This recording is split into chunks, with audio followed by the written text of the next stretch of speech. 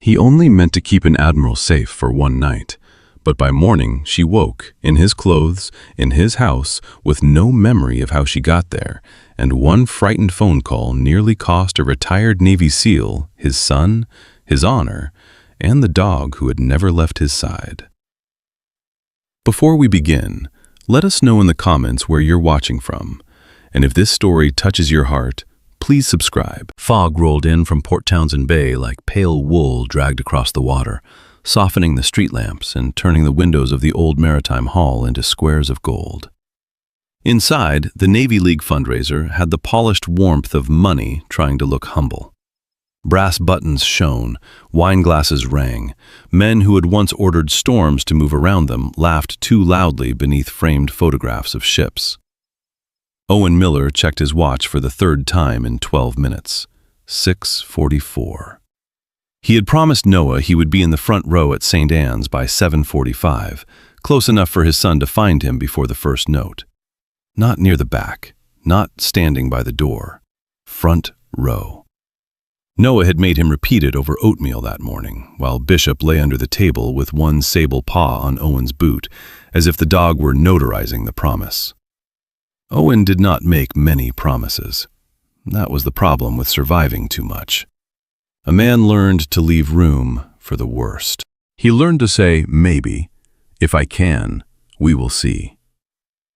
But Noah was 9, thin as a candle and bright as one, and when he looked at his father with those solemn brown eyes, Owen remembered there were some things a boy should not have to negotiate. Noah had practiced that solo for 2 weeks in the kitchen, in the truck, even in the bathroom where the old tiles made his voice sound larger than his body. He had sung while Bishop sat outside the door, head tilted, deeply concerned by the acoustics. Every time Noah reached the high note, the dog gave one soft whine, and Noah would shout, "See, Dad, he likes it!" Owen never corrected him. Maybe Bishop did like it. Maybe the dog simply knew that a boy singing to be seen was a sacred thing. 1 hour, Owen had told himself. Shake hands, thank the donors, let Vice Admiral Claire Whitmore see that the Veterans Dog Program was tidy, respectable, worth funding. Then leave. Bishop sat at his left heel in a service vest, his black masked face still, one torn ear tipped forward. The German Shepherd had endured 2 deployments, 3 surgeries, and more human foolishness than any creature should be asked to forgive. He watched the room the way Owen did, not with fear exactly, but with the old habit of measuring exits. The vest still drew looks. Some guests smiled at Bishop, as if he were part of the evening's decorations. Others glanced at Owen's scarred hand, his careful posture, the empty space he kept around himself, and then looked away. Owen was used to being turned into a symbol before he was treated as a man. Veteran, hero, problem, inspiration, risk. People chose the word that made them most comfortable. Bishop chose none. Bishop only knew Owen's breathing, and tonight Owen's breathing kept snagging on the thought of a church pew waiting empty. Across the hall, Claire Whitmore stood near the bar with a glass of white wine in her hand. At the beginning of the evening, she had looked carved from navy wool and command. Tall, silver blonde hair pinned low, pearl earrings, dark eyes that missed nothing. Now her posture had begun to loosen. Her laugh came a breath too late. Her hand searched for the edge of the bar and found it only after a small, embarrassing miss. Owen had met her twice before. Both times he had asked questions that cut through polished presentations and found the weak beam underneath. She wanted numbers, outcomes, relapse rates, adoption failures, veterinary costs, the names of men who had stayed alive because a dog had woken them before the nightmare became a pistol. He had respected her for that. He had feared her, too, because the program needed her signature more than he liked admitting. Owen noticed. So did everyone else. That was the cruel part. They noticed and then looked away. In the last month, people had whispered about her divorce with the tenderness of knives. 30 years in uniform, 3 stars, waiting at the edge of rumor. and all anyone wanted to discuss was the husband who had left with a younger consultant and the grown daughter who no longer returned calls. Owen knew the sound of a person coming apart quietly. It had a pitch. Bishop knew it too. The dog rose without being told. 6:51. Owen touched 2 fingers to Bishop's shoulder. Stay. He meant it for both of them. He crossed to the registration table and thanked Pastor Daniel Brooks, who was collecting pledge cards with the calm smile of a man accustomed to other people's emergencies. Leaving already? Daniel asked. Noah's solo. Then go. That boy's been telling the entire choir his father is coming. The words warmed Owen and hurt him at the same time. He was 3 steps from the coat rack when a sharp crash cut through the music. Claire's purse had fallen, spilling keys, lipstick, a folded program, breath mints, and a dead phone across the polished wood floor. She knelt to gather them and nearly tipped sideways. No one moved fast enough. Owen did. Ma'am, he said softly, crouching at a careful distance. Can I call someone for you? Claire blinked as if his face had arrived from underwater. Miller? Yes, ma'am. Do you have family nearby? She fumbled with the phone. The screen stayed black. Rachel is in Chicago. I moved rooms, the guest house, I think, or the inn, the blue place. A small laugh escaped her, bitter and childlike. I cannot remember my own address. How dignified. Owen looked around the room. Donors found their drinks fascinating. Officers developed sudden conversations. The man nearest the bar, Harlan Price, watched Claire with a smile that made Owen's spine tighten. 6:58. Noah would be changing into his white robe now. Mara would be tying the crooked gold sash, because Owen's hands were supposed to be there to do it. I can call a cab, Owen said. To where? Claire whispered. Bishop gave a low sound, so quiet most people would have missed it. Owen did not. The dog was not looking at Claire anymore. He was staring toward the side doors that led to the parking lot. Muscles gathered under his coat. Harlan Price had started walking their way. Owen felt the moment narrow. The music still played behind him, something bright with trumpets, and someone laughed near the auction table. Ordinary life had a cruel habit of continuing, while a bad choice assembled itself. Bishop's nails clicked once on the floor. Claire swayed. Harlan smiled. Owen's watch ticked toward Noah's solo, and the door behind him remained open. To the fog, to the parking lot, to the kind of trouble a man could smell before he could prove it. Cold mist threaded through the parking lot behind the Maritime Hall, carrying the smell of salt, wet cedar, and diesel from the marina. The party noise faded each time the side door swung shut, then swelled again in a muffled wave. Owen stood with one hand near Claire's elbow, and Bishop pressed against his leg, every nerve awake. Harlan Price arrived with a donor's smile and a predator's patience. He was a broad man in a camel coat, face red from bourbon, hair combed back so carefully it looked shellacked. His family's name was on half the pledge cards inside. That gave him the confidence of a man used to being mistaken for generous. Owen knew men like him from a dozen different rooms. Different watches, different accents, same soft belief that money made every locked door negotiable. Harlan had praised the dog program earlier, with one hand on Owen's shoulder, squeezing a little too hard, calling the veterans our brave broken boys, as if they were antique furniture he had paid to restore. Owen had smiled because the program needed kennel repairs, and repairs cost money. Survival often required a man to swallow small insults before breakfast. Admiral Whitmore, Harlan said. There you are. I told the valet I'd handle it. My car is right here. Claire looked at him without focus. Car? I know where you're staying. Harlan's hand closed around her upper arm. Too familiar, too firm. No need to trouble Miller. Bishop moved before Owen spoke. Not a lunge, not a bite, just one silent step between Harlan and Claire, head low, ears forward, chest wide. The growl that came out of him was not loud. It did not need to be. Harlan froze. Control your dog. Owen's voice stayed level. Take your hand off her, sir. For a second, the fog itself seemed to hold its breath. Then Harlan released Claire and lifted both palms, smiling again, but the smile had spoiled. Easy, just trying to help. So am I. Owen guided Claire toward his truck because every other option had folded in his hands. Her phone was dead. She could not name her guest house. Leaving her with Harlan made Bishop's body go hard as stone. Leaving her alone in a cab would mean sending a disoriented woman into the night with no address and no witness. A hotel room would be private in all the wrong ways.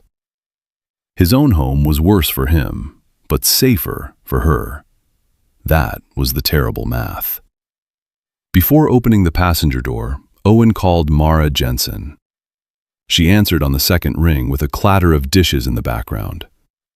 Tell me you are already on your way to the church. Mara had known Owen long enough to hear the answer in his silence.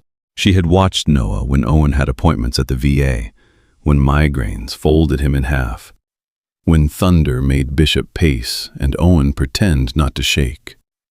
She loved them with the gruff impatience of a woman who believed casseroles and honesty could solve at least half the world's foolishness. Owen hated asking her for one more thing. He hated it so much his thumb nearly ended the call before he spoke. Mara, I need a favor. The silence that followed was short, but it had weight. Owen? Something happened at the fundraiser. A woman is not safe to drive or be left alone. I need you to take Noah to St. Anne's. You promised him. The words landed clean. No cruelty, just truth. I know. His throat tightened. Tell him I love him. Tell him I will watch the video the second I get home. That boy will sing anyway, Mara said, softer now. But he will look for you. Owen closed his eyes. I know. Claire sagged against the truck door. Bishop jumped into the back seat and sat upright, a shadow with amber eyes. Owen buckled Claire in, careful not to brush more than he had to. Harlan watched from beneath the awning, phone in hand. The drive south along wet streets felt longer than 20 minutes. Claire drifted between mutters and silence. Once she grabbed the dashboard and gasped, "Stop!" The wipers beat time across the windshield. Bishop's reflection appeared and vanished in the rearview mirror, eyes bright, muzzle gray at the edges. Owen kept both hands exactly on the wheel. 10 and 2, ridiculous after all these years, but rules gave the body something to obey when the mind wanted to fracture. He passed the turn that would have taken him to St. Anne's. For 1 second, the church steeple showed above the trees, lit warm against the fog. Then it was gone behind him. Owen pulled over so fast, loose gravel struck the undercarriage. Claire stumbled into the grass and vomited beside a mailbox while rain collected in her hair. Owen found a bottle of water behind the seat and held it out. Bishop stood at the open door, whining once from deep in his chest. "I'm sorry," Claire whispered when she could breathe. "I am so sorry." "You are going to be all right." He did not know if he was lying. When they reached his small cedar house near the bluff, the windows were dark. Mara would already have taken Noah. The porch light hummed above a wreath Noah had made from driftwood and red ribbon. Owen helped Claire up the steps, Bishop circling behind them, turning once toward the road, as if expecting trouble to follow. Inside, the house smelled faintly of laundry soap, old coffee, and the chicken soup Mara had left in the slow cooker. Children's drawings covered the refrigerator. A hymnal sat open on the kitchen table beside Noah's math homework. Evidence of a life. Evidence that could protect Owen or condemn him, depending on who decided to tell the story. His phone buzzed as he eased Claire onto the sofa. Mara, Noah keeps asking if you are coming. Owen stared at the words until they blurred. Then Bishop gave one soft bark from the doorway. Out in the fog, a pair of headlights slowed in front of the house, paused, and rolled on. He did not tell himself it was nothing. Men survived by refusing to lie to their own instincts. He locked the truck, checked the street, and memorized the sound of the engine as it faded. Inside, Claire moaned softly on the sofa. Noah's paper wreath trembled in the draft, and Bishop remained at the window long after the road had gone quiet. Rain tapped the roof after midnight, light and steady, the kind of coastal rain that sounded less like weather than fingers worrying at a door. Owen moved through the living room with the care of a man crossing thin ice. Claire slept on the sofa beneath an old navy blanket, her breathing uneven, her expensive dress stained at the hem from wet grass and humiliation. He left the bathroom light on. Then he folded a clean gray t-shirt and a pair of sweatpants on the coffee table, placing them beside a glass of water and 2 aspirin. He hesitated over the clothes. Too personal. Too necessary. Her dress was damp, and if she woke sick or cold, dignity would matter. Dignity always mattered most when a person had the least of it. Her phone lay at the edge of the rug. The screen had a hairline crack, but when Owen pressed the power button, it showed the dead battery symbol. He plugged it into the charger by the lamp and set it where she would see it. He considered taking a photograph of the room, of the note, of the clothes folded untouched, of the distance between sofa and hallway. The thought made him feel sick. Then the sickness passed, leaving the colder knowledge beneath it. A man like him had to think that way. He took one photo with his own phone, hating himself for needing it, then placed everything exactly as it had been. Evidence. Kindness with a timestamp. Then he took a sheet from Noah's spelling notebook and wrote in block letters, because block letters could not sound intimate. Admiral Whitmore, you are at my house in Port Townsend. You had too much to drink at the Navy League fundraiser and could not tell me where you were staying. Your phone was dead. I brought you here so you would be safe. I am sleeping in my son's room. If you need anything, call my name or knock on the door at the end of the hall. Owen Miller. He read it twice, added the time, added that Bishop was in the house, then set the note beside the water. Bishop watched from the hallway, sable coat dark in the low light. His eyes followed Owen's hands. The dog knew rituals of safety. Doors checked, windows checked, threats counted. He also knew when Owen's pulse had gone wrong. Bishop had learned Owen's body better than any doctor. Before the worst nightmares, the dog would climb onto his chest and pin him there until the room came back. Before panic, Bishop pressed his weight against Owen's thigh. Before anger, he sneezed, offended by human stupidity. Tonight he only watched, and that was worse. Watching meant the dog did not know where the danger would come from either. I'm fine, Owen whispered. Bishop sneezed. That is not medical commentary. The dog's tail thumped once, barely. At 10:43, Mara's old Subaru rolled into the driveway. Owen stepped outside before she could knock, pulling the door nearly shut behind him. Mara Jensen stood in the rain with her gray hair tucked under a wool cap and Noah asleep in the back seat, his white choir robe folded across his lap like a small flag.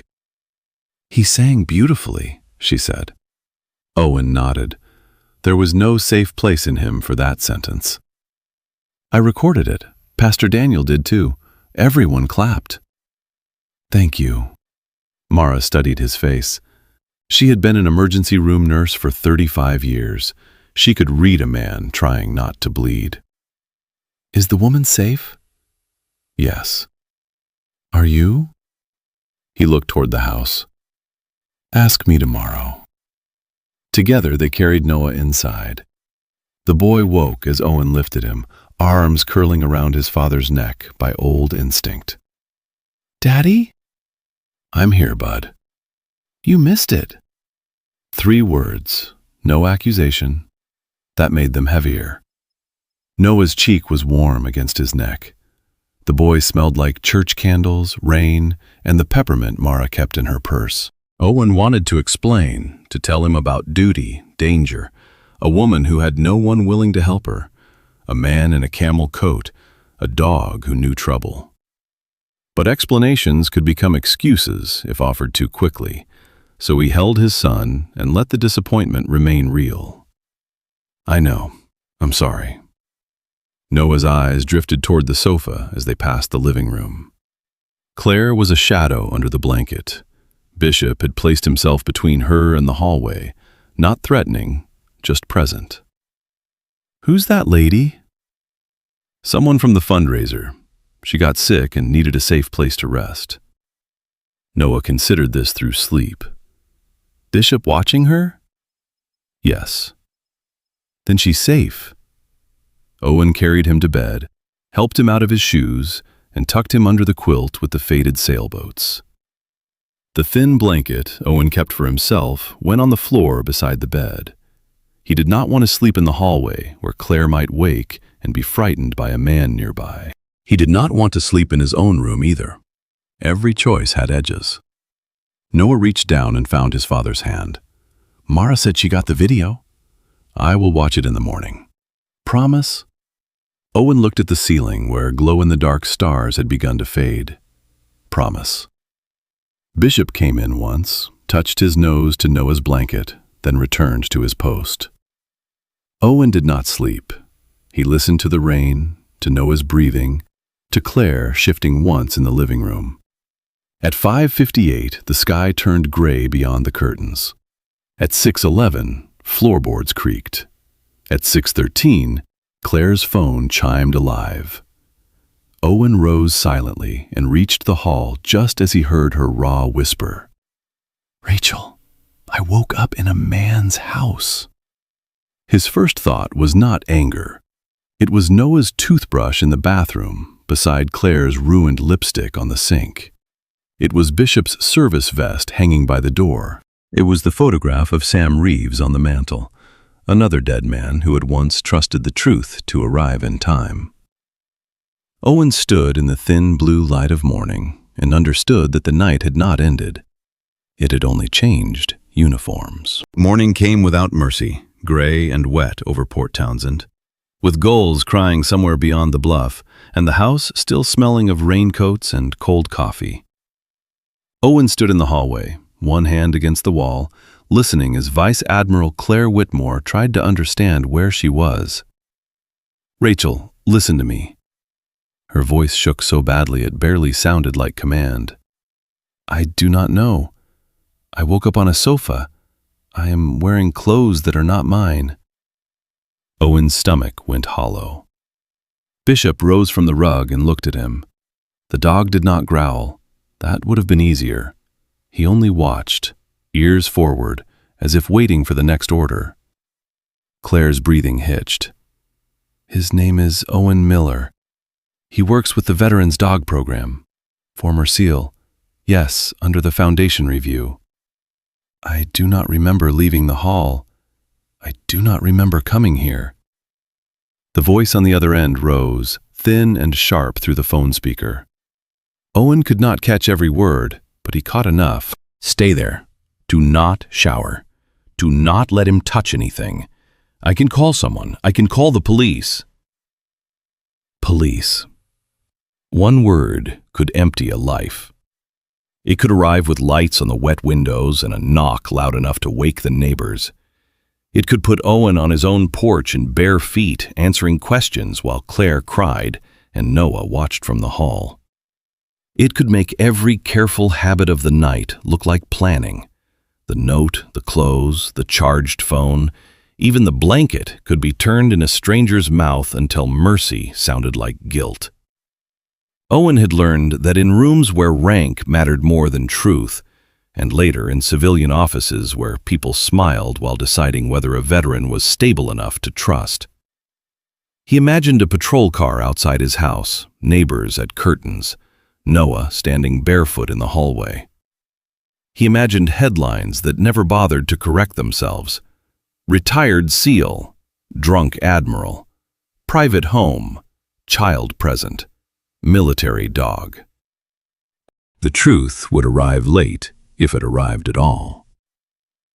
"I don't know if anything happened," Claire whispered. "Rachel, I cannot remember." Owen closed his eyes. He had written the note. He had slept in Noah's room. He had left her phone charging, water ready, the light on. He had done everything a decent man could think to do. But decency was not evidence until someone with power agreed to call it that. Behind him, a door creaked. "Daddy?" Noah stood in the doorway of his room with his hair mashed sideways and one sock half off. He rubbed his eyes, then looked past Owen toward the living room. "Morning, bud," Owen said too quickly. "Let's get breakfast." But Noah was already moving. Children did not understand invisible danger. They walked toward pain with open hands because no one had taught them the cost yet. "Noah," Owen said. The boy stepped into the living room anyway. Claire sat on the sofa in Owen's gray t-shirt, the sweatpants too long over her feet, phone pressed to her ear. Mascara had left faint shadows beneath her eyes. She looked younger than she had at the fundraiser. Not young, just stripped of armor. Noah stopped a few feet away. Bishop moved with him, not blocking, not pushing, simply placing his body near the boy's knee. That small arrangement changed the room. A frightened admiral, a silent father, a child in one sock, and a dog who had chosen the child as his post. The living room no longer looked like a scene from Rachel's worst fear. It looked like mourning after a hard night in a house where someone had tried, imperfectly and carefully, to do no harm. "Ma'am," Noah said in the careful voice he used at church, "do you want Bishop to bring you the blanket?" Claire stared at him. The phone crackled.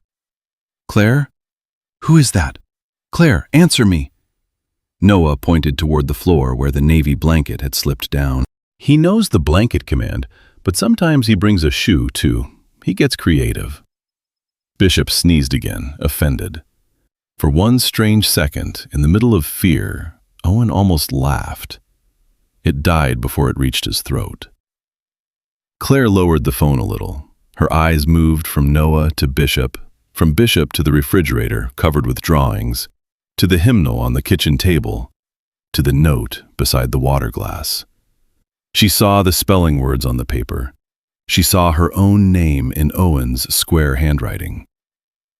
"You have a son," she said. "Yes, ma'am." "I'm Noah," the boy offered. "I had a solo last night. Dad was supposed to come, but he helped you because you were sick." The words landed in the room with unbearable innocence. Claire's face changed, not all at once. It was more like watching dawn find a window. Panic remained, but something else moved behind it. Shame. Memory. Calculation turning into conscience. "Rachel," she said into the phone, "hold on. Do not hang up." Claire did not answer her sister. She picked up the note and read it slowly. Her lips trembled once at the line about Owen sleeping in his son's room. Then she looked down the hall.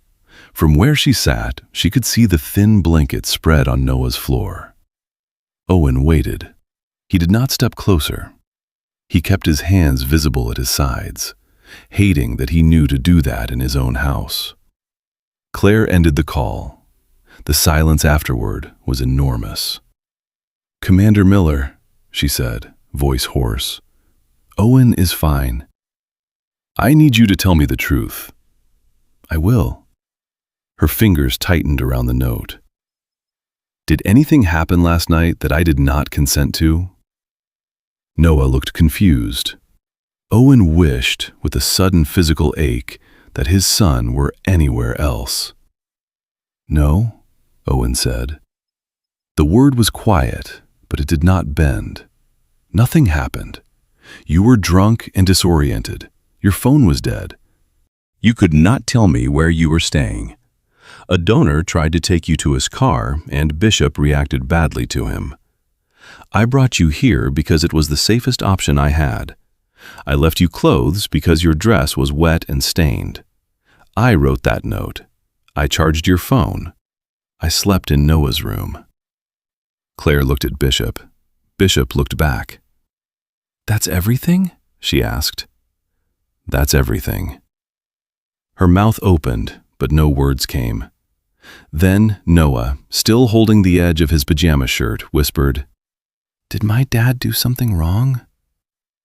Claire shut her eyes, as if the question hurt.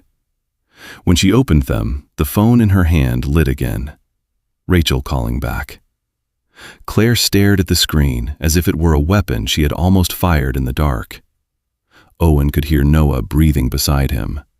Bishop's tail did not move. The house waited for the next choice, and Owen understood with a bitter clarity that his future might depend not on what he had done, but on whether Claire was brave enough to slow down and see it. The kitchen windows had fogged at the edges, and beyond them the bay was a dull sheet of pewter under the morning rain. Owen stood by the counter, with Noah close enough that their shoulders touched, while Claire remained in the living room with Rachel's name flashing on her phone like a warning light. No one moved. Bishop finally did. He padded to the coffee table, took the fallen navy blanket gently in his teeth, and dragged it toward Claire.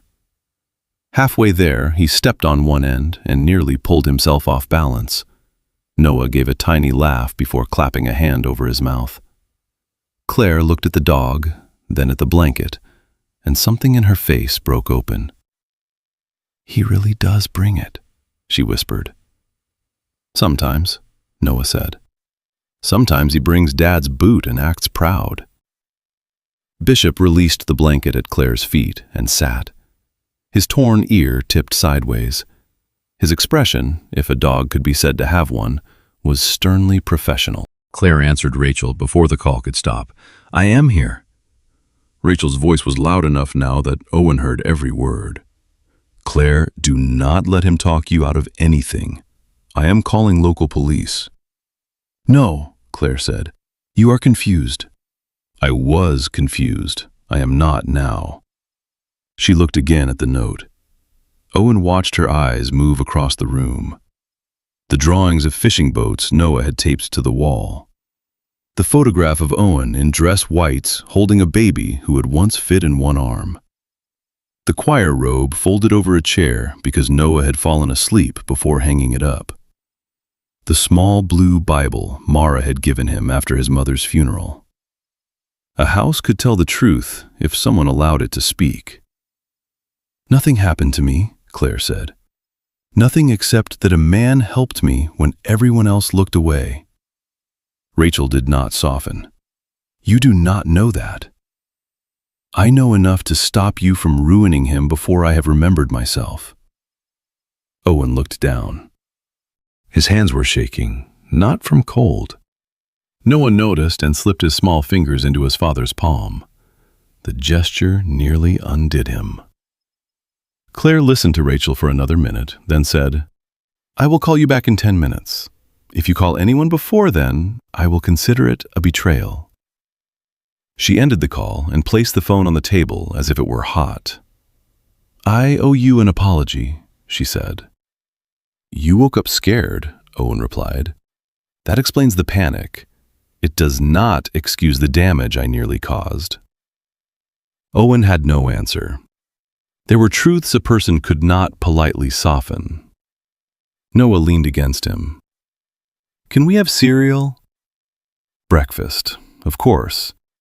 The world could be ending, and a child would still need cereal. That small need steadied Owen more than any speech could have. Cereal meant bowls, spoons, milk checked for sourness, a napkin placed by Noah's elbow because the boy always forgot. It meant the morning had not fully surrendered to fear. It meant his hands had work that did not involve defending himself.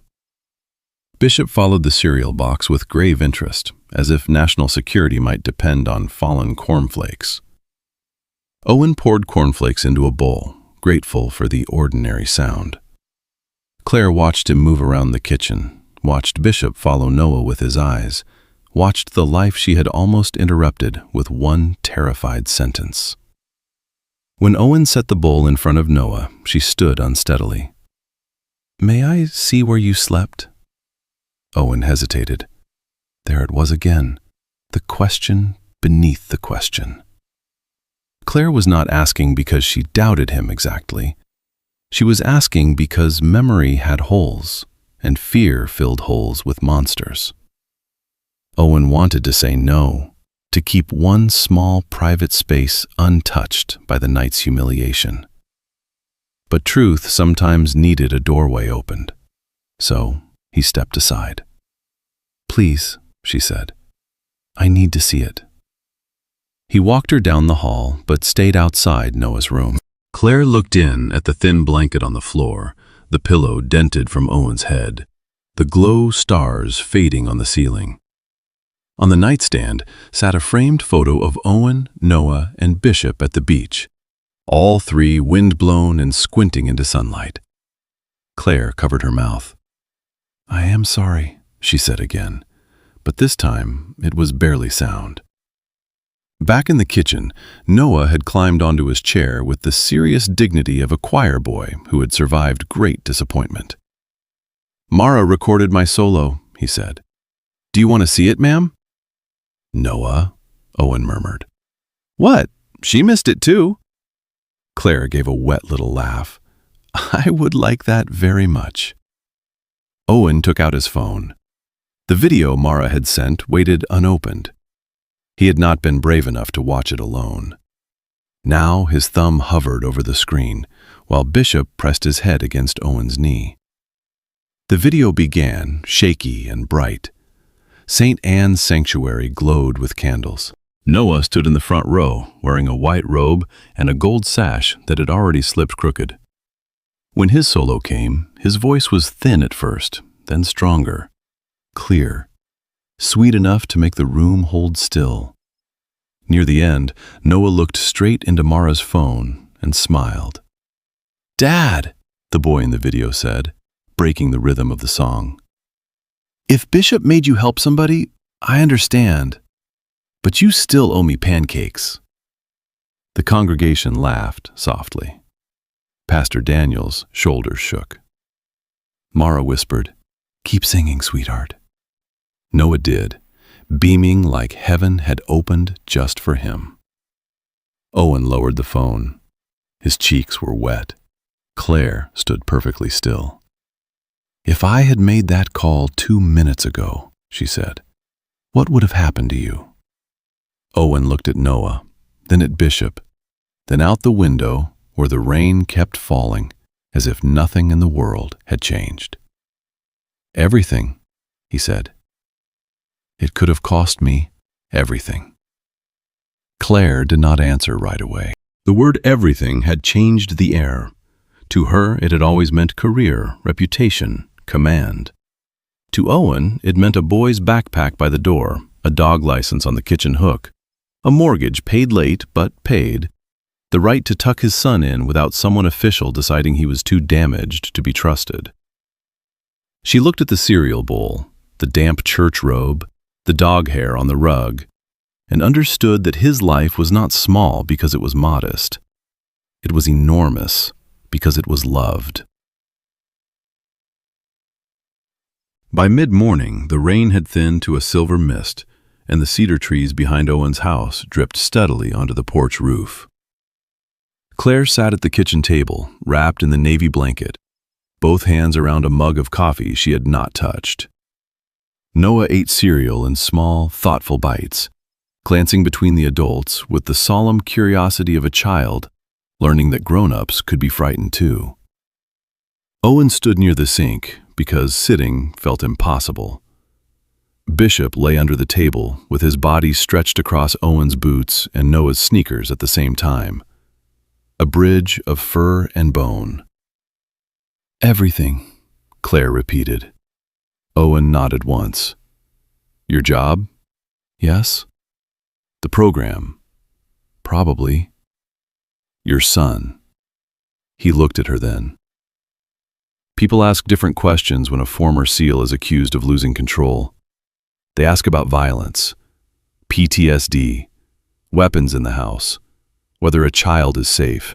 They do not wait long before they start answering themselves. He did not say the rest, but Claire heard it. They ask whether the dog is trained to attack. They ask whether the father is unstable.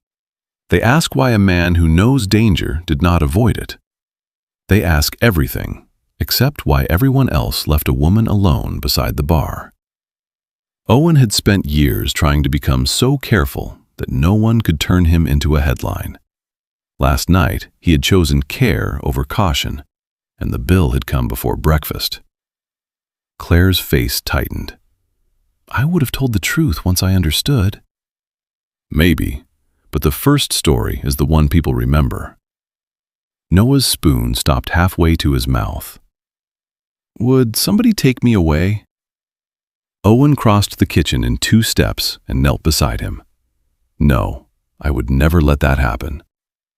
It was the promise every parent made, while knowing the world sometimes had larger hands. Noah studied him, then nodded because he needed to. Bishop lifted his head and licked cereal milk from the boy's knuckle, which made Noah wrinkle his nose. Claire pressed her palm to her eyes. "I did not think.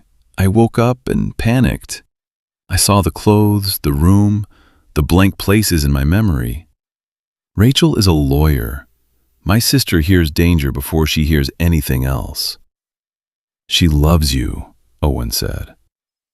So did everyone who looked away last night, in their own comfortable way. That sat between them. Her phone buzzed again. Rachel. Claire let it ring once, twice, then answered and put it on speaker. "Claire? I am here with Commander Miller and his son. You will listen before you speak." Rachel exhaled sharply. "Fine." Claire told it as she knew it, and when memory failed, Owen filled in only the necessary pieces. The dead phone, the missing address, Harlan's hand on her arm, Bishop's warning, the drive, the water, the note, the separate room. She did not decorate him into a hero. That helped. Heroes made people suspicious. Facts had quieter muscles. Noah listened with his chin on his hand, absorbing more than Owen wished. Now and then he looked at Bishop as if expecting the dog to confirm a detail. Bishop, who had never been invited to respect courtroom procedure, rolled onto one hip and sighed. The sound loosened the room by a fraction. Even Claire smiled briefly, and that small human crack in the fear mattered. Owen noticed Claire did not skip the ugly parts to protect herself. She said she had drunk too much. She said she had been careless with grief. She said she had almost let fear make an innocent man pay for another man's danger. Each admission landed with a dull thud, but with every one the room grew more stable. Truth did that sometimes. It hurt the floor into becoming solid again. When she finished, Rachel was silent. "You expect me to believe a man took you to his house out of pure decency?" Rachel asked. Noah leaned toward the phone. "My dad does that." Owen closed his eyes. "Noah." "He does. He stopped traffic once for a duck family. That was different. The ducks were very stressed." Claire laughed, one cracked sound that turned into a sob before she swallowed it. Even Rachel seemed wrong-footed. "Who is that?" Rachel asked. "His son," Claire said. "The son whose choir solo he missed because he was making sure I was safe." Another silence. "Claire," Rachel said more softly, "are you certain?" "I am certain nothing happened. I am also certain something nearly did, but not because of Owen." Owen looked up. Claire's eyes had changed. They had gone distant, searching. "Bishop," she whispered. At his name, the dog lifted his head. "Last night," she said slowly, "before the parking lot, he pulled at someone's sleeve, at Harlan's sleeve." Owen remembered the growl, the slow headlights. Harlan under the awning with his phone. Claire's fingers tightened around the mug. "I thought I dropped my phone when my purse fell, but I remember reaching for it earlier and it was not there." Rachel's voice sharpened again. "What are you saying?" "I do not know yet." Bishop stood, suddenly alert. His nose twitched. The dog moved to Claire's purse, still by the sofa, and nosed it open. A breath mint tin rolled out. Then a lipstick. Then nothing. Claire went pale. "My room key is gone too." The missing key changed Claire's posture more than the missing phone had. A phone could be explained away by confusion. A room key meant access. It meant Harlan had known where she was meant to sleep before Owen changed the night. It meant the danger had not been imagined afterward by frightened minds trying to excuse embarrassment. It had been there, patient and dressed in a camel coat. Owen felt the morning tilt. Rachel spoke first. "Do not touch anything else." Claire looked at Owen, and this time her fear was no longer aimed at him. "I need to see the security footage from the hall." Outside, fog lifted from the bay in torn strips, revealing dark water beneath. The maritime hall looked different in daylight, stripped of music and candlelight, with folding tables half cleared and the floor still marked by the dull crescents of last night's dress shoes. Outside, low clouds moved over Port Townsend like ships without flags. Inside, Claire Whitmore stood in borrowed clothes beneath her navy coat and watched a young events manager unlock the security office with trembling hands. Owen stood beside her, Bishop at heel. He had wanted to stay away. Every instinct told him that the less his name touched this, the better. But Claire had asked him to come, and Bishop had planted himself by the truck, as if the matter had already been voted on. The drive over had been almost silent. Claire had sat with both hands folded in her lap, staring at the road as if memories might be written in the wet tire tracks. Owen had kept his eyes forward. Neither of them mentioned Noah's video, Rachel's call, or the way one morning could make strangers responsible for one another. Bishop had panted softly in the back seat, the only creature present who seemed certain of what came next. "The camera over the side exit has been temperamental," the manager said. "Sometimes the feed skips." Claire's gaze could have leveled a mast. "Then we will hope it behaved better than the people in that room." They watched the footage on a small monitor that made everyone look ghostly. Claire at the bar, Harlan beside her. Claire turning away, Harlan's hand dipping near her purse while another donor blocked the view for half a second. Then Bishop, visible at the bottom of the frame, rising from beside Owen's chair. Watching yourself on security footage was a strange kind of haunting. Claire saw her own smile, too loose and delayed.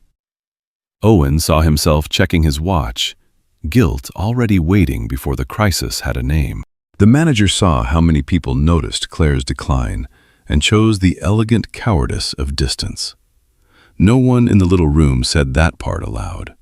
They did not have to. On the monitor, the fundraiser became a silent play about responsibility. A woman faltered. A room adjusted around her without touching her. Men with medals, donors with clean shoes, volunteers with kind faces, all found reasons to let the moment pass to someone else. Owen felt no superiority watching it. He had almost walked out too. That was what made the footage so hard to bear. The line between decent and absent had been no wider than a doorway. The dog on the screen moved with purpose. "There," Owen said. The footage showed Claire walking toward the side corridor, unsteady. Harlan followed. His hand touched her back. She swayed away. He smiled. Bishop entered the frame, not running, but direct as judgment. He caught Harlan's coat sleeve in his teeth and pulled once, hard enough to stop him. The manager whispered something that might have been a prayer. Claire's face drained of color. "I remember that." The next angle caught the parking lot. Harlan guiding her toward the side door, Owen arriving, Bishop between them. Harlan's hand opening and closing at his side, a dark rectangle in his palm. Claire leaned closer. "My phone." The manager froze the frame. Harlan had it. No doubt remained. Owen felt the old cold settle into him. Evidence was supposed to make a man feel better. Often it only proved how close the blade had passed. Claire turned to him. "You did not merely spare me embarrassment. No, you stopped him." Bishop did. The dog sat as if this were obvious. By noon, Claire had changed into fresh clothes Rachel arranged through a hotel concierge, and had called an emergency meeting of the foundation board. Owen tried to refuse attendance. "Admiral, this is your matter now. It became yours when he used your caution as a weapon." That was true, and he hated it. Across town, at the training yard behind St. Anne's, Petty Officer Grant Lawson watched the rain bead on the chain-link fence and considered walking away from the program for good. Grant had been sleeping in his pickup for 3 nights. He told people his apartment had plumbing trouble. Lena Park, the volunteer veterinarian, had stopped pretending to believe him. She found him behind the kennel with a paper cup of soup. "Eat." "Not hungry." That was not the question. Grant took the cup because Lena had the calm authority of someone who had once removed fishhooks from angry dogs and frightened men. "Heard about Miller?" "I heard rumors. I prefer facts." Grant stared toward the kennels. "Facts do not always save you." "No," Lena said, "but silence usually buries somebody." His jaw tightened. He had seen Harlan near Claire's glass the night before.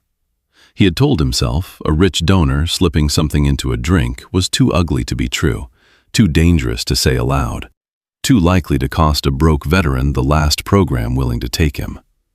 Coward, his mind said. At the board office that afternoon, Claire placed the footage on the conference screen. Harlan Price arrived 10 minutes late, smiling like a man inconvenienced by weather. "What is this about?" Claire did not sit. "You had my phone." His smile thinned. "You were drunk. I picked it up." "You did not return it." "Perhaps I forgot." Bishop, lying beside Owen's chair, lifted his head at Harlan's voice. A low vibration rolled through him. Harlan looked at the dog and then at Owen. "You should be careful, Miller. A man who takes an intoxicated admiral to his private residence should not invite scrutiny." There it was, the threat, polished and placed on the table. Claire heard it too. Her back straightened. "No, Mr. Price, the scrutiny begins with you." Harlan's eyes went flat, and for the first time Owen saw the fight ahead. It would not be a clean fight. Men like Harlan did not swing wildly. They leaked doubts, suggested concerns, used words like judgment and optics, until truth had to spend all its strength proving it deserved to stand. Owen felt tired before it began. Then Bishop leaned against his knee, solid and warm, and Claire saved the footage onto 3 separate drives. Wind shoved rain against the boardroom windows until the glass trembled in its frame. The foundation office sat above a marine supply store, and every gust carried the smell of rope, engine oil, and the sea.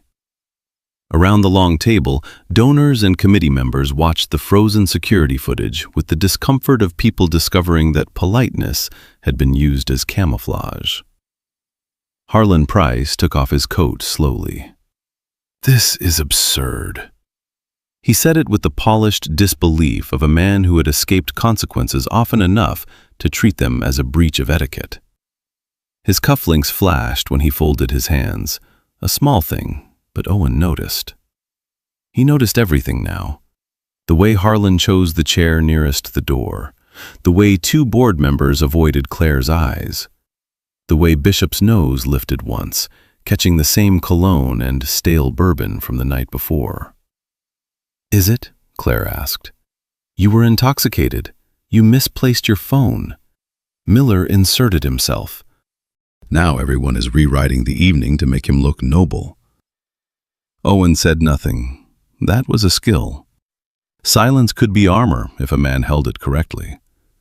Bishop did not share his restraint. The German shepherd rose, not barking, only standing with his black saddle lifting under the vest. Amber eyes fixed on Harlan's right hand.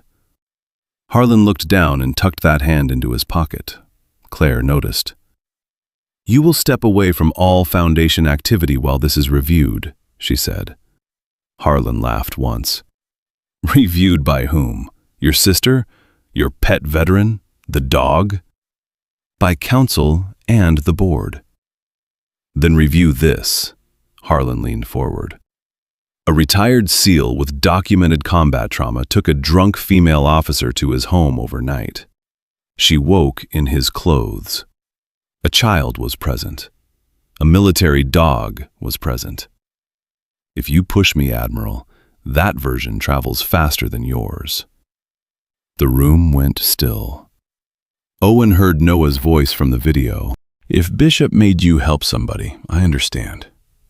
He gripped the edge of his chair until the old scar across his hand whitened. Claire's face hardened, but he saw the flicker underneath. Not fear for herself, fear for him. "You just threatened a witness," she said. "I stated optics." "Optics are what cowards use when facts embarrass them." One of the board members coughed into his fist. Another stared at the table. The world was full of people who disliked injustice, as long as someone else had to confront it. Owen stood. "Admiral, I should go." Claire turned. "No. My presence gives him ammunition. Your absence gives him a target that cannot answer." That stopped him.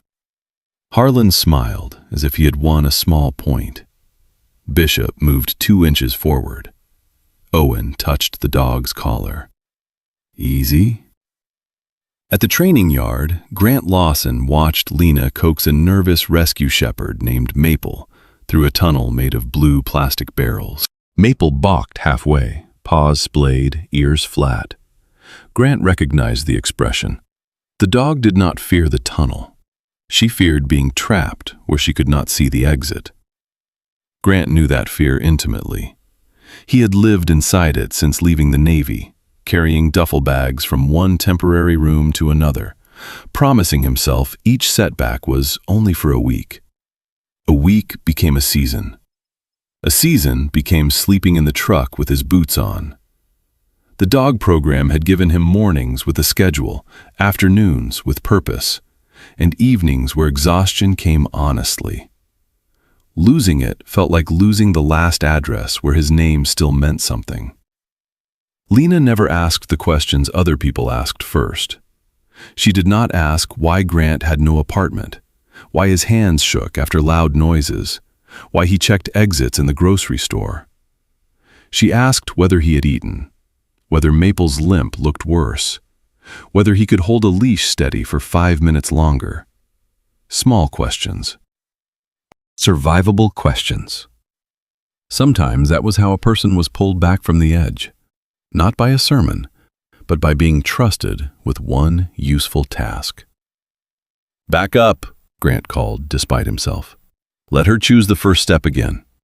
Lena glanced at him. "Show me." He almost refused. Then he took the leash, crouched, and waited.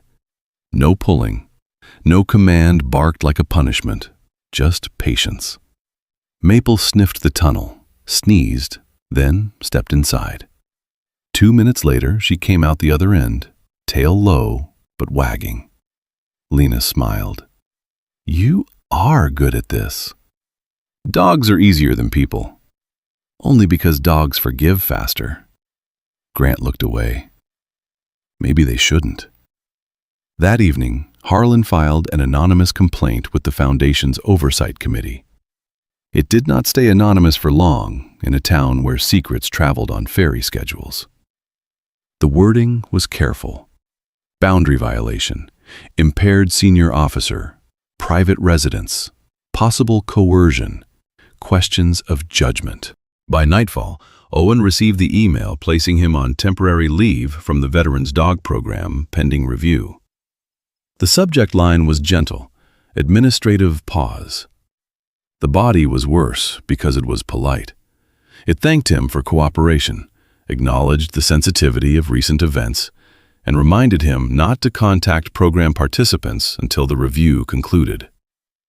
Not contact program participants. Men he had talked down from panic. Dogs he had fed medicine to with peanut butter on his fingers. Grant. Maple. Bishop's whole second life. He read it at the kitchen table while Noah worked on a paper angel beside him. Bishop's head rested on Owen's boot. Rain tapped the window. The house felt suddenly smaller, as if the walls had leaned in to listen. Is that bad news? Noah asked. Owen set the phone face down. Just grown-up stuff. Noah glued a crooked wing to the angel. Grown-up stuff makes your face tired. Owen tried to smile and failed. His phone buzzed again. Claire. I am sorry, the message said. Before he could answer, another message arrived from Grant Lawson. Need to talk. I saw something last night. The next morning broke clear and cold, the kind of winter light that made the bay look honest and every shadow sharper than it needed to be. Owen did not go to the training yard. For the first time in 2 years, Bishop's leash hung by the door untouched after breakfast, and the dog stared at it as if someone had forgotten the language of the house. Noah noticed too. Children notice absences before explanations. They notice the leash still hanging, the work boots not by the door, the way adults lower their voices when they hear small feet in the hall. Noah did not know the language of oversight committees, anonymous complaints, or reputational exposure. He knew his father had made eggs without salt and had forgotten to ask Bishop to sit before setting down the food bowl. Is Bishop in trouble? No. Are you? Owen rinsed a mug longer than necessary. Some people have questions. Because you helped Admiral Claire? There was no use lying. Children had smaller bodies, not smaller minds. Yes. Noah sat with that, swinging his feet under the chair. Then they should ask Bishop. He was there. Bishop thumped his tail once. Owen wished the world worked that way.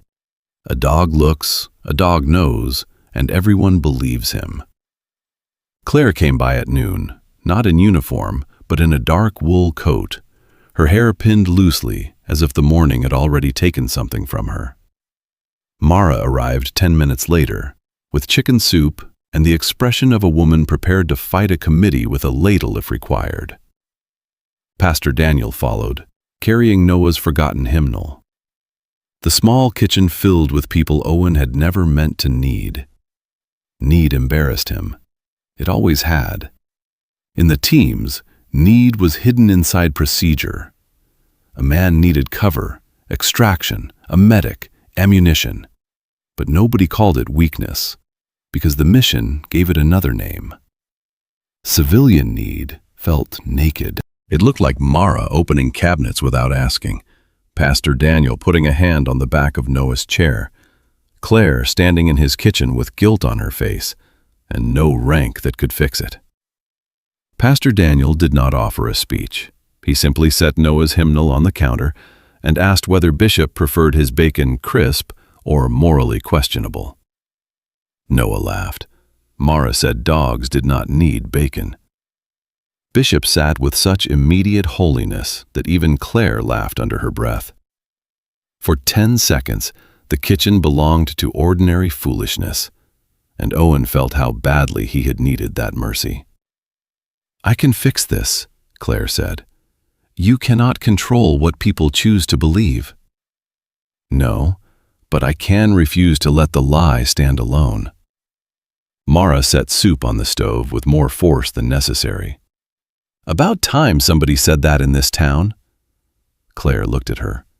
Mara folded her arms. "Owen lost a teammate once because a clean report mattered more than a true one. Since then, he walks around like life is one long courtroom, keeps receipts for kindness, apologizes before asking for help, sleeps lighter than his own dog." "Mara," Owen said quietly. "No, you hush. I have earned one speech." Noah looked fascinated. Bishop looked approving. Claire's face softened. "I did not know." "He does not advertise his wounds," Mara said. "He just arranges furniture around them." Owen turned toward the window. The bay flashed white where sunlight struck it. He could feel Noah watching him, and that was the hardest part. Not Claire's guilt, not Harlan's threat. His son seeing the cost of goodness and wondering whether it was worth paying. That afternoon, Grant Lawson stood in Owen's driveway with his cap in both hands. He looked thinner than he had 2 days before, unshaven, eyes sunk deep. Lena Park waited by her car, giving him space without abandoning him. Owen saw the whole story before Grant spoke. The unwashed hoodie, the red marks at his wrists where he had slept folded against a steering wheel, the shame that made him stand in the rain instead of coming onto the porch.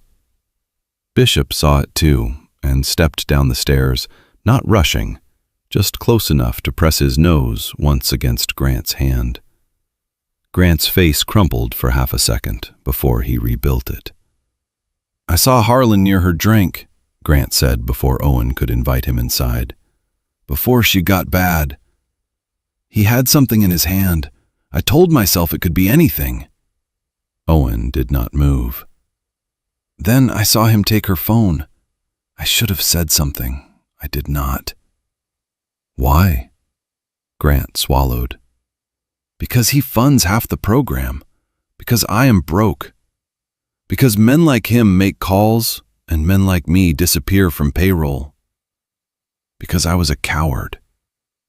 The word fell hard on the porch boards. Owen remembered all the times he had stayed silent to survive. Silence was not always cowardice.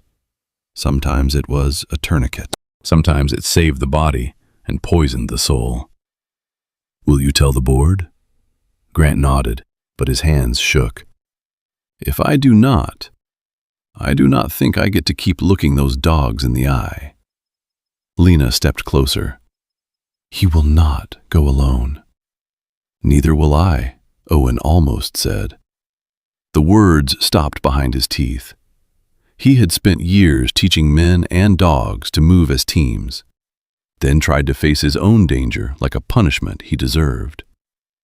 Before dusk, another car pulled up, a rental sedan. A woman stepped out in a charcoal suit, carrying a leather case and the severe posture of someone who billed by the quarter hour. Claire came onto the porch behind Owen and went still. "Rachel," she said. Rachel Whitmore looked at Owen, at Bishop, at Noah peering through the front window, and then back at her sister. "I came to ask my own questions," she said. Afternoon light slanted across Owen's porch, bright but cold, catching in the damp grain of the cedar boards. Rachel Whitmore stood beneath it, as if weather were another hostile witness. She was younger than Claire by a few years, with the same sharp eyes and none of the navel polish. Her hair was cut at her jaw, her coat dark, her leather case held against her side like a shield.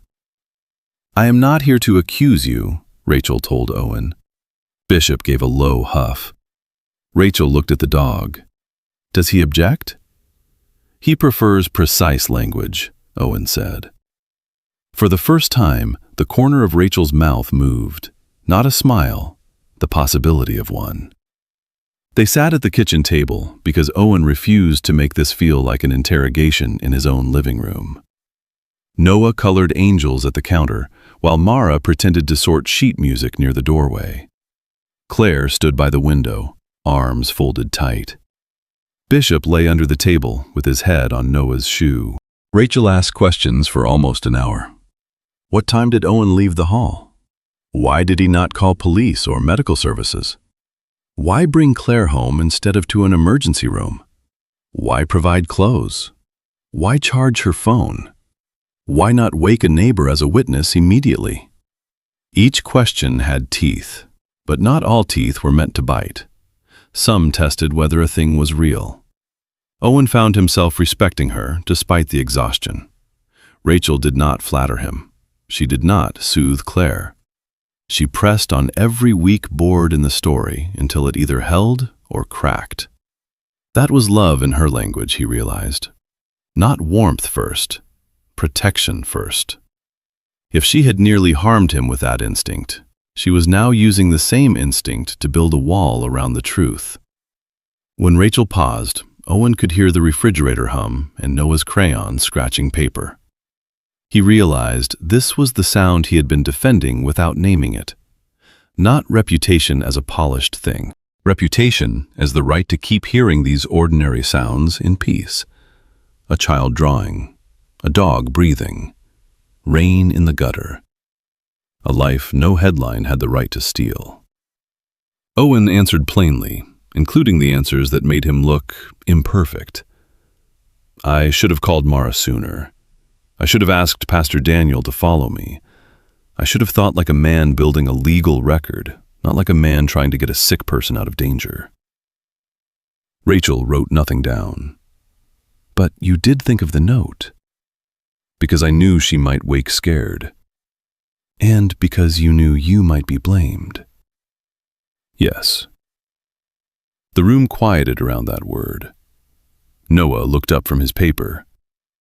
My dad gets blamed in his head before anyone says anything. Owen turned. Bud. You do. You say sorry when the toaster burns. Mara made a noise that might have been agreement. Rachel studied Noah. Were you afraid when you saw my sister here?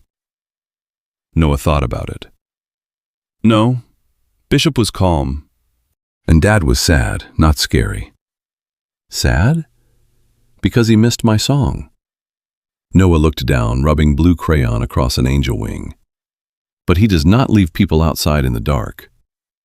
The sentence entered Rachel like an arrow that had taken its time. Claire pressed her fingers to her mouth. Rachel closed her leather case. I believe nothing criminal happened in this house. Owen let out a breath he had not known he was holding. But belief is not enough, Rachel continued. Harlan will use ambiguity. We answer with sequence, corroboration, and motive. We show why every decision was reasonable under pressure. We show his threat. We show his access to the drink and the phone. And Mr. Lawson needs to testify. At the oversight hearing that evening, the conference room smelled of coffee and printer toner. Harlan arrived with his own attorney and a face arranged into wounded dignity. Owen sat beside Claire. Grant sat 2 chairs away, Lena's hand resting near his but not on it, letting him choose whether to reach. Owen had worn his plain navy blazer, the one Noah said made him look like he was going to apologize to a bank. Bishop wore his service vest, brushed until his sable coat shone. It mattered. Owen hated that it mattered. And still, he had checked the dog's buckles twice. Appearances were not truth, but in rooms like this, they were the first gate truth had to pass through. The footage played. Mara described the late call and Noah's return. Pastor Daniel confirmed Owen's promise to attend the solo and the time he left the fundraiser. Rachel laid out the timeline with a calm that made Harlan's interruptions sound childish. Harlan leaned back. All this proves is that Miller is careful after the fact. Bishop, lying at Owen's feet, lifted his head and stared at him. Rachel clicked to the final still image. Harlan holding Claire's phone. It also proves you lied. Harlan's attorney whispered to him. Harlan's jaw flexed. The board chair, an older woman named Elaine Porter, folded her hands. We will take Mr. Lawson's statement now. Grant did not move at first. Sweat shone along his hairline. Owen recognized the look. A man standing at the door of his own shame, unsure if stepping through would kill him or free him. Harlan's attorney turned slightly, already preparing to cut him apart. Grant saw it and almost sat down. Owen could see the retreat begin in his shoulders. Then Bishop stood, walked the length of his leash, and placed himself beside Grant's chair. No command, no trick, just the old dog choosing another frightened man to guard. Lena whispered, "One true sentence." Grant stood. "I saw Mr. Price put something in Admiral Whitmore's drink," he said. The room went silent enough to hear rain begin again against the windows. Rain darkened the windows behind Grant Lawson until the conference room seemed to float in black water. No one spoke. Even Harlan Price, who had performed outrage all evening like a man trained for theater, sat perfectly still. Grant gripped the back of his chair. "I saw him. I was near the service table, pretending to look at auction forms because I did not want to talk to anyone. Mr. Price was beside Admiral Whitmore's glass. He had a small paper packet. I thought maybe sweetener. Then I thought, no, nobody sweetens wine. I knew it was wrong." Harlan's attorney rose. "This is an outrageous allegation from a financially unstable man with clear incentives." Grant flinched, but he did not sit. "Yes," he said, "I am financially unstable. I have been sleeping in my truck. I was scared of losing the only program that made me feel useful. That is why I kept my mouth shut. That is my shame. It is not my lie." Lena reached for his hand then. He took it. Owen felt something twist in his chest. Not relief exactly. Relief was too clean a word. This was grief for all the seconds in which the truth had been present and lonely. Claire's voice cut through the room. "Mr. Price will be removed from all Foundation access pending law enforcement review." Elaine Porter nodded. "Agreed." Harlan stood so abruptly his chair struck the wall. Bishop rose too, silent and immense beside Owen. For a heartbeat, man and dog faced each other across the polished table. Harlan looked away first. The investigation did not end that night. Real endings rarely obey dramatic timing. Statements had to be signed, footage copied, police contacted, lawyers called. But something essential shifted. Owen's temporary leave was rescinded by morning. The complaint against him was marked unsupported and retaliatory. The words were dry, official, almost insulting in their smallness compared with what they returned to him. Claire called him herself before the email arrived. She did not sound triumphant. She sounded tired, and that made him trust the call more. "You should never have been put in that position," she said. Owen looked at Bishop sleeping under the table and thought of all the positions people were put in because someone else had more money, rank, charm, or permission to be believed. "But I was," he answered. "So now we make sure the next man is not alone in it." That sentence surprised him after he said it. For years, Owen had treated his own survival as a private maintenance problem, like changing oil or patching a roof before winter. But the night had shown him the flaw in that lonely math. Private goodness could be cornered. Shared truth could push back. Maybe the program was not only about dogs teaching veterans to live again. Maybe it was also about veterans learning they were allowed to be defended. His name, his work, the ability to walk into the training yard without feeling every eye ask a question. When he arrived there the next afternoon, the veterans did not applaud, thank God. They nodded, clapped his shoulder, gave Bishop treats they pretended were authorized. Grant stood apart by the kennel, face pale, expecting judgment. Owen walked to him. "Maple needs tunnel work." Grant blinked. "That's it?" "No, you also look terrible." Lena, standing nearby with a clipboard, said, "He does." Grant gave a broken laugh. Then he covered his face with one hand. Owen let him have the moment. Some men cried like they were apologizing for water. That evening, Owen found Noah in his room, sitting on the floor with his angel costume spread across his knees. The gold sash was tangled. The room smelled like crayons and laundry detergent. On the wall, Noah had taped a new drawing: Bishop with wings, Owen with very large boots, and Claire standing beside them in what appeared to be a blue triangle of authority. Children sorted fear with paper and color. Owen sat on the floor more carefully than his knees preferred, and realized he had been more afraid of this conversation than of the hearing. "Need help?" Noah did not look up. "Are you going to miss this one too?" The question had been waiting. Owen sat on the floor across from him. Bishop squeezed through the doorway and lay down with a sigh that said humans were exhausting. "No.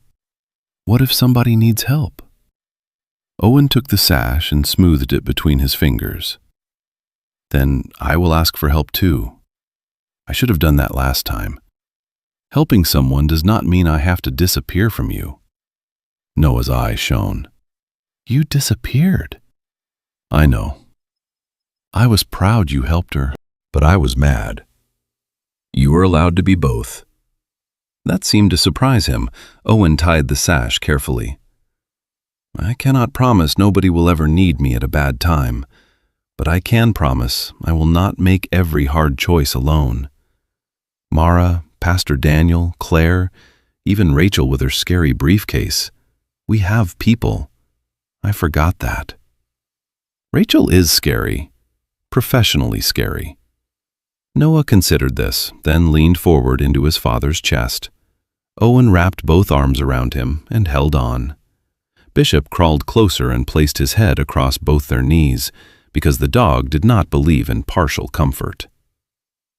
2 nights later, St. Anne's filled with candlelight for the Christmas choir. Owen sat in the front row, Bishop tucked beneath the pew in his service vest, Mara on his right, and Pastor Daniel near the aisle. Noah stood near the altar in white, gold sash straight, searching the crowd. Owen had arrived early enough to be ridiculous. He parked 40 minutes before the doors opened, then sat in the truck while Noah laughed and told him nobody needed a tactical plan for a children's choir. Bishop disagreed by inspecting the sidewalk, the vestibule, and 3 suspicious poinsettias. By the time the first families entered, Owen was already in the front row, hands folded, phone silenced, heart loud. Owen lifted one hand. Noah saw him and smiled. Then Owen's phone vibrated. Claire Whitmore's name glowed on the screen. Snow had begun to fall over Port Townsend, rare and delicate, turning the church steps white while the bay beyond town vanished into darkness. Inside St. Anne's, candle flames trembled along the windowsills, and the sanctuary smelled of pine, wool coats, and the faint waxy sweetness of old hymnals. Owen sat in the front row with Bishop under the pew and his phone glowing in his hand. Claire Whitmore. For 1 second, the old reflex rose in him. Stand, move, answer, handle the emergency before anyone can say he failed.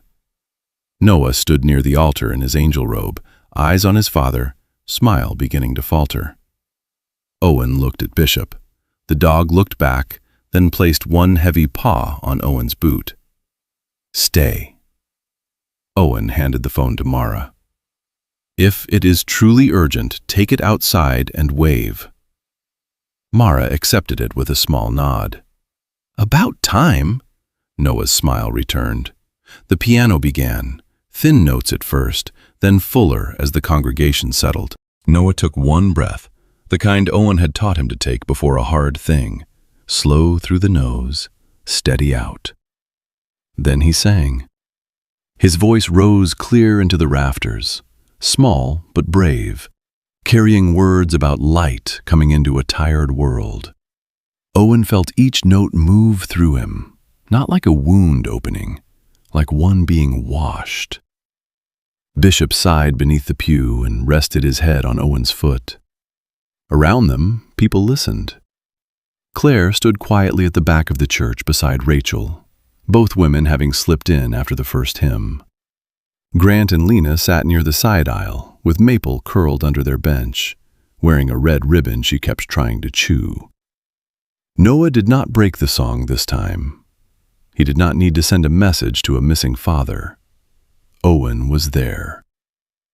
When the final note faded, the church held still for half a breath, then filled with applause. Noah bowed too low, nearly losing his halo.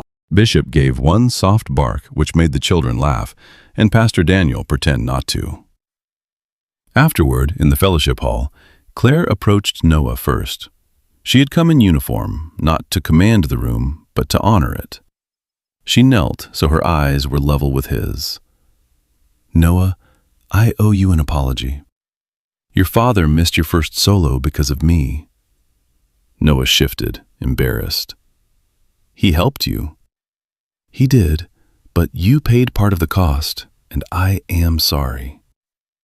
Noah looked at Owen, then back at her. It's okay. He came tonight.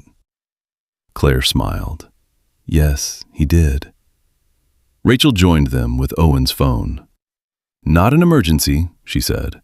Good news, poorly timed. Claire turned to Owen. The board approved the full grant, 3 years, training, housing support, veterinary care, legal oversight, all of it.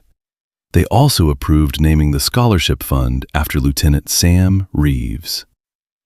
For a moment, Owen could not speak. Sam had died in a valley far from home, while Owen was still young enough to believe guilt could keep a man company without consuming him.